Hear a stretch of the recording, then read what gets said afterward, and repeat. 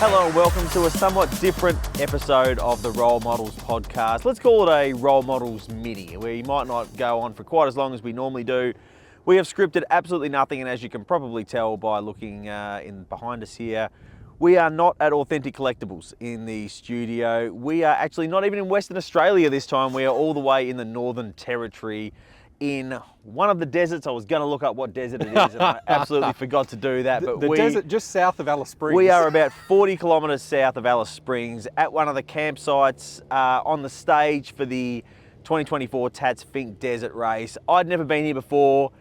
Will Hall, I may as well introduce you right now. William. Yeah. William Hall, the kingpin at Authentic Collectables, is alongside me as per usual. He had never been here before. We have been learning on the fly. It is, speaking of flies, there is lots of them around here. There are a few of them around. It is, what day is it now? I'm actually forgetting that as well. Sunday. It is Sunday. So day one of the actual Finke Desert event. Race. Yes. Yeah.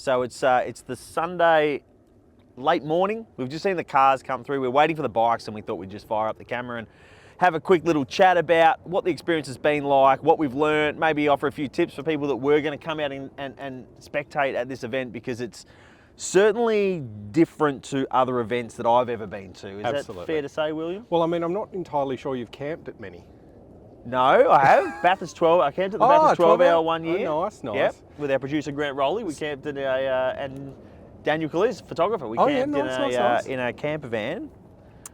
Yeah, well, this is not quite as civilised then as the campground at Bathurst. Which we don't mean in a bad way, by the way. No. It is like great way. We're about to say lots of fantastic things about this event because it's been so much fun. But it's we're also heavily distracted because the road in front of us, while not the race itself, is a bit of a race between spectators, it seems. Yeah, it's just as wild. So basically, to talk through our Finke experience so far, Prologue was yesterday. So Prologue happens in town at Alice Springs out near the airport. There's a dedicated track there, which is sort of paired up with the drag strip in Alice Springs. Cool venue. Yeah, really cool. And then we packed up the camper, the Authentic 001 Ranger here, owned by William, and we took off, and we're about 40 Ks out of Alice, about 40 K into the stage. Yeah, we're about 60 Ks out of Alice, 40 Ks into the stage. Yeah. So we were sort of, having never done this before and finding out info. I think people that have really good spots aren't necessarily keen to really talk about their really good spots. No, we wanted a spot where there was a bit of nightlife, but we were going to be able to get some sleep because this is a work weekend at the end of the day. And we wanted obviously a really good spectator spot where we could shoot a bit of phone footage and get a sort of feel for what it's like. So we did a few laps up and down the road in this kind of vicinity, and we landed on this spot here, and it's been a really good spot. There's quite a number of campers around us. Thankfully, one of them has Starlink internet after our own Starlink decided not to work for us. So thanks for that one, Elon. But it's been a really good spectator spot. The camping is just, I don't know, you could come cover this event and stay in Alice Springs the whole time, and it would still be a really cool thing to do. But this has been like insane. And that was sort of, you know, when we first devised this plan to come, we had visions that the only way to cover this event was to be camping and be kind of out with the event, not knowing a single thing about it. And it turns out that you could quite easily and quite conceivably stay in Alice, stay in the local caravan park and or a hotel with hot running water and all that sort of stuff, and just drive out here early morning. But where's the fun in that? Yeah, I wouldn't change how we did it, but you're right. Probably one of the concerns I had was whether you could get out, because they start quite early. So first car is on the stage at 7:30 on the Sunday morning. So whether we could get out to a good spectator point in time to see stuff. But I mean, it's actually bitumen road most of the way. This is a hard pack road through here, so it's still quite fast. There's a buggy being dragged back on a trailer behind us at the moment, which 10:18 hasn't gone well. Sunday hasn't gone well for him. No. So, you know, you could actually stay in Alice. It's quite easy to get out. You could easily, you know, in half an hour or so you're out. Yeah, it's really not that hard. But it was fun camping out here. There was music going until I think the music went until daylight. It was well and truly daylight at some camp. Thankfully far enough away that it was sort of a nice bit of background music as opposed to something that kept us awake. We last saw night. some developing campfires that Yeah. probably were best described as bonfires. They hadn't been lit as we were driving, but they were going to be big. They were going to be huge. So basically between the start and I think it's a deep well, is it called? Deep well, which is about 68, Yep. 63, 68 Ks into stage. So yeah, between here and there, you can kind of come and go all you like. Once you get beyond there, you are stuck there for the duration of not the event, but of the closed portion of the event. So we decided to stay this side of that. Apparently, once you get beyond that, that's where the real big parties are. Like That's where you are camped in for the weekend and people have no don't interest in move. going anywhere. They're staying there, they're happy, and they're doing that sort of stuff. So It yeah, sounds like a good time. I think it would be great fun. Unfortunately, we have a lot of work to do to sort of wrap up the event, and we want to be at the finish tomorrow to sort of see how things are fared. Obviously, there's been all eyes on the production four-wheel drive battle between Ford and Chevy. There's not really much point talking about how that's playing out at the moment because it's all going to be finished by the time this sees the day of light. Yeah, but, that's right. We have been eagerly trying to keep tabs on it though. Yes, absolutely. So it's ebbed and flowed, as you guys will obviously now have found out. Yep. Reading Andrew's article hopefully this afternoon. Yep. When we get back closer to civilization and just some proper internet and that sort of stuff. But seeing, obviously the production cars are a completely different class to the kind of the quick guys and the buggies and the trophy trucks, etc. And having never experienced any of that, we've covered plenty of rallying. We've obviously we do circuit racing. We work in circuit racing. That's pretty much our life. Yeah. Seeing the trophy trucks and the buggies burn through, impressive. Yeah, amazing. Is, yeah. It's sort of, we were talking about how it's speedway sort of sprint car type level where you go, wow, that's pretty cool. And the backdrop, again, they started quite early. The backdrop, there's some sort of a nice sort of range behind us of some red rocks and all that sort of stuff, and it's all just it's really impressive to kind of see. We saw the bikes on the prologue stage yesterday as we were recording. They haven't come through here, but those guys just absolutely send it. They're a different breed, the guys that go out and do this. And I wrote a book with Toby Price a few years ago, and he talked a lot about the challenge of Finke and what a challenge it is. I mean, average speeds of around 140 k's an hour on a dirt bike. Average speeds, like they're going a lot faster than that in spots, but that's the average. So they are absolutely fanging it. Huge test of your physical endurance and physical strength, and a huge test of your bravery as well, because if you come off out here, you're going to have a pretty big one. And there was a couple of shunts in the cars today, but obviously you're pretty well protected with a roll cage and that sort of stuff. Not so much if you come flying off a bike.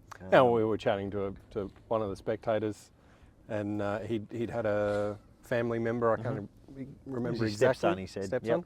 Who'd done this event a few years ago, came off, did a collarbone, early doors, got back on, rode the rest of the stage, didn't do day two, obviously, with a broken collarbone. That, waking up with that the next morning, you'd know about it. But just the bravery, we think we're brave when we drive our race cars, but no, this is a bit next level. Yeah, it absolutely is. So. It's been a fascinating experience. We've learned a bit. You certainly you need to be very self-contained if you are going to come out and camp on the stage, because there is nothing out here. And pretty much by the time you're about 10, 15 minutes out of Alice, you lose all mobile reception. Your phone dies. So again, a working Starlink you do need. We have Starlink, but not the working part. Luckily our neighbours, Jen and Tony over there, have helped us out, so thank you to them. But bottle of wine later, and thank you to them. West Aussies too. Exactly. West Aussies helping out West Aussies, so that was handy. Yeah, so if you're coming out here, it is definitely worth doing for starters. It's worth making the effort if you want to see something completely different. And but if you're going to camp out, you got to bring everything you need. Bring some firewood. Although we've seen some pretty impressive methods of firewood collection. Forward drives dragging logs back from out of the bush. And that sort of stuff. Silverado, I think, pulling the tree out of the ground and then dragging it home. That was quite impressive. Yeah, so there is. They say bring firewood, but I mean, you'd get away with it if you were if you wanted a little fire. What's the creative enough? If you're creative enough, you would actually get away with it. So thoroughly enjoyable experience, I have to say. Yes, absolutely. And from a model side of things, we might, given this is a model car, we should talk about models, I suppose. We might have to think about doing the the Silverado and the Ranger. I think that'd be. You've got a range. Oh, pretty cool. you've got a road going Ranger, haven't you? Yeah, but it's a PX3. It's the same as what we're staring at here. So it's not a next gen. Right. So we'll have to get on the power. How much tooling would be involved for turning a roadie into a race car? Well, because we do those projects in resin as opposed to fully opening die casts, just simply because of the volumes that we'd be doing. Resin's pretty easy to convert. So being able to throw a cage in, throw some race seats in, throw some spare tyres in the back with the roll hoop and things. It's not a huge change.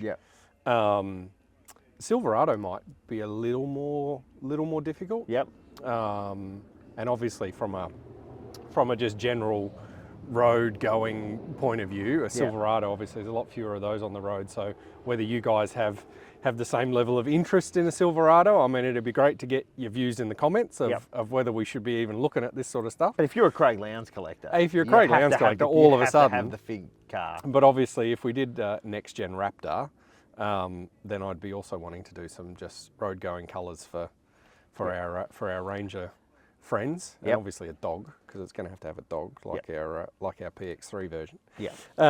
So it's one of those interesting things where, coming out and seeing the fan base that this event has, a bit like when we first went out to the Speedway. We'd been to the Speedway as kids, but kind of had got swept up in our world of supercars and circuit racing and things, and you kind of forget how good Speedway is, how good the fan base is, and how passionate the fan base is.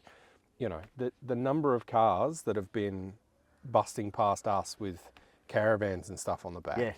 I think I heard someone say that they expect 2,500 cars a day using this bit of gravel road during this event. That's just insane. You almost wouldn't believe it until you'd sat here for 24 odd hours. And just watched cars burning past. Or trundling along at Booming 60 trying to find a camp spot and having people blast past you at 110. It's a really interesting event, and therefore kind of opens my eyes to what possibilities there could be. I mean, we had a pretty solid discussion with Toby Price about doing his trophy truck. But unfortunately, some of the licensing issues with Red Bull and what have you, and you know how much fun energy drinks. Anyone who watches this knows the fun I have with energy drink licensing. It's slightly different because of just simply the way his contract was written with Red Bull. Being an ambassador versus it being kind of a T8 style sponsorship. Just worked differently. So getting through all those hurdles would have been a bit of a challenge. So we have thought about this event before. And it's kind of turned us away a little bit, but having now been out here, well, if you found the avenue, it's a bit like the discussions we've had about the sprint car thing. Once you make a trophy truck, you've made a trophy truck. Almost. And once you've made, and your differences are kind of, a bit of bodywork. Different sort of bodywork that they run. And I guess a pro buggy would be a similar sort of thing. That's exactly right. There'd be a lot of shared componentry between your different styles of buggies to go down that path. But for us to get into the production side of things, obviously that makes more sense initially to us. And then think about some other stuff. So get in the comments, guys. Is it anything? Number one, have you been to this event? And kind of, if you're watching us, you're kind of in our world and our space, and must like supercars and stuff as well. So is this an event you've been to? Do you enjoy this event? Get in the comments, give us some clues for the next time we come. Can I spend some of your money right now? Oh God, yeah, sure. How about best Fink story you can send us? Put in the comment, your best Fink camping story, $250 gift certificate. Done. You happy with that? Absolutely. So what, you were about to whisper something? No, I wasn't. No. Like, stop it. No.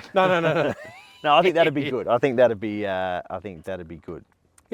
Yeah, so best thing, but also, as I say, just, would you be interested in Lowndes' Silverado? Plenty of Lowndes collectors out there, not necessarily in our world. We've not made that many Lowndes cars in our lifetime, but would that be of interest? And obviously the Ranger too. Yeah. I'd need one to commemorate the first. Probably, I shouldn't say. I'll have one of each. I'll have one of each.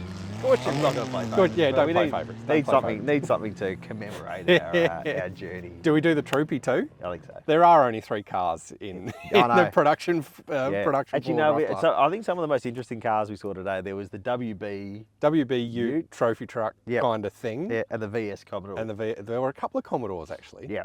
Of varying different styles. You read it in the program of like there's a VS Commodore and you go, gee, that's bold. That's a bold start. And then the thing comes past and it's a full. Yeah. It's just a bit of fiberglass body that kind of looks like a Commodore. Yeah, exactly. Kind of half.